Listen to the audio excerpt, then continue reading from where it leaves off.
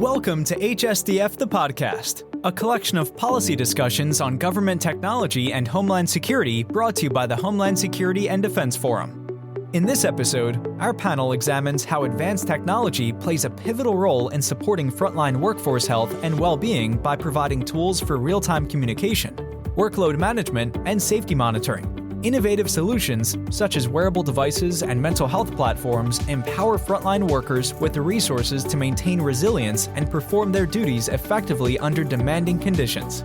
Featuring Peter Jaquez, Deputy Executive Assistant Commissioner, Enterprise Services, CBP.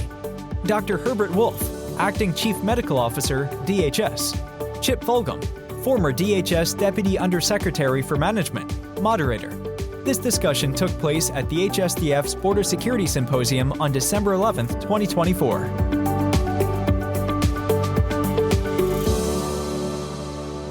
All right, thanks, Megan. So we'll get right to it. Herb, I'll start with you. Can you share a little bit about the Office of Health Security, where it came from, where it is today, and where you'd like to see it go? Yep, sure. Good afternoon. Thanks for having me here. So we created OHS in July of 2022. We're about 2.5 years old. Listen, for folks that are in here from CBP and others, we're a very small office, 109 people total, and a budget roughly around $80 million. So relatively agile and nimble.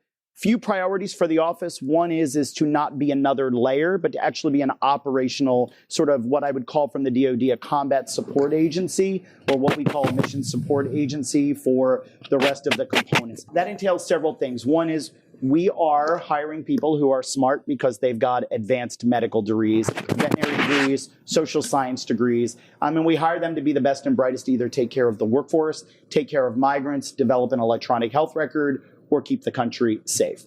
So that's the first thing we do. Two is we've hired a lot of technology folks to figure out how we can do an electronic health record that doesn't go the way of the early steps of Coast Guard, which they struggled, which doesn't go to the way of the Department of Veterans Affairs, who struggled. For some of our industry colleagues, those struggles often mean additional money.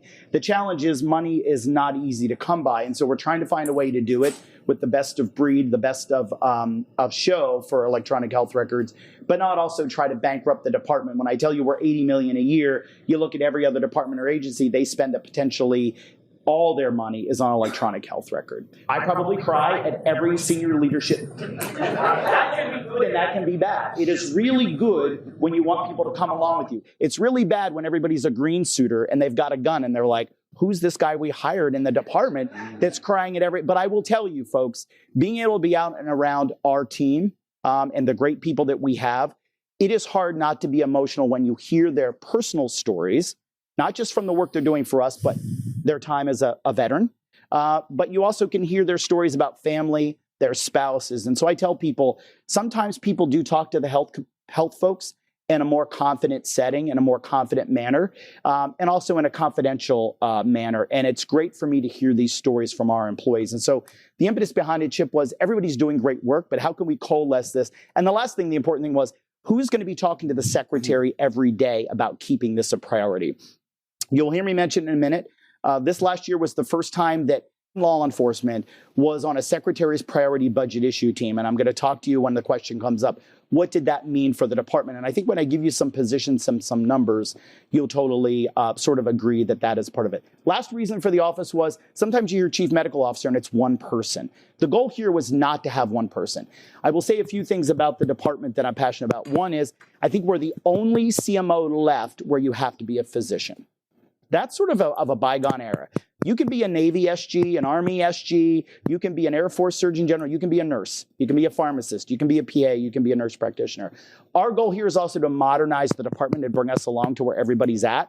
And if that means at some point in time I do myself out of a job, that's okay by me. But the goal here is to modernize. My view on the world is medical probably shouldn't be buried in a custody contract. We probably need to have a health services contract that everybody clearly knows the impetus is healthcare, it's mental health, it's physical health. And then we need to talk about the other data points that are harder to come by, which is not just health data, use of annual leave, use of sick leave, requests for reasonable accommodations, those statistics when they change when a new leader arrives. We all love Pete. But what if Pete leaves and Herb comes? And Herb's not the great guy that Pete was. And all of a sudden, everybody at the sector is taking leave. They're asking for reasonable accommodation. Could be Herb has a leadership problem. Somebody needs to gather that data. We have it, but we need to look at it, probably more in a macro sense. We don't want to narrow it down to like, you are putting in leave and you and Herb don't get along. But the answer is you and your colleagues have changed your view of work, and you've either asked for reasonable accommodation, you've asked for a reassignment, and we need to figure out how we can gather data. So it's not just health data, it's the whole spectrum of every one of them. When you get to meet them one-on-one, embraces me and the team. What we've got to do is do that in a venue that isn't just the one-on-one, where they're not comfortable talking to Herb and my team in a small room. I will tell you, change is coming. When I go through an airport now, TSA folks know when I'm coming and they find me. And they'll say things like, my floor mat is wore down. My microwave doesn't work. Poor Dave Pekoski is like, Herb, stop traveling through airports. But the goal here is they may seem little to each one of you, but if you're working 8-hour shift checking IDs, the fact that your mat hasn't been replaced is the number one thing on your mind, because when you get home, you're not engaging your kids because you're working with back pain for 2 or 3 hours. And so I think it's the message. It's us working together as a unified team. It's you all being a partner with us and telling us what you've done for other people so we don't need to reinvent the wheel. And then it's also leveraging industry, but also we got to meet our employees where they're at. We got the southern border down. We got a northern border. We got a maritime border. We've got interior communities. We've got airports that are nowhere near a border, and we got a lot of employees. We got Malibu right now. We've got FEMA folks that are preparing to go to another disaster. The resources for them have to go with them. They can't go to El Paso or San Antonio. They got to have them with them. So I'll just close by saying, I spent 7 years in the department, and, where it was then.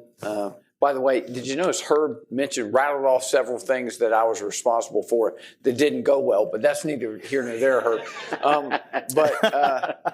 What I'll tell you is, from my view, way out in Texas now looking in, the department has come miles in terms of what it does for its workforce and how it cares deeply for its workforce.